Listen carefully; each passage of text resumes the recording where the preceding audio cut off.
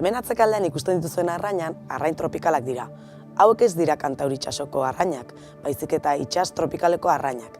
Itsas tropikala askoz ere beroagoa da. Eta gainera, beraiek, arrezife koralen ondoan bizi dira. Arrezife koralak ez dira landareak, baizik eta animaliak dira. Animali txiki batzuk polipoa dutela izena. Polipoak egiten dutena da, bata bestearen gainean etxetxoak, eta azkenik landare bat dirudite.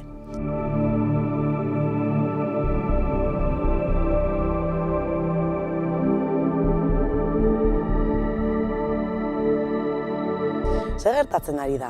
Koralak desagertzen ari dira. Zeinek egiten du hauek desagertzea? Gizakiok, gure itsasoekin, sareak erabiltzen ditugulako, turismoa egiten, urpekaritza egiten, pixkanaka gure kontaminazioarekin, hauek desagertu egingo dira. Zer gertatzen da koralak desagertzen baldin badira?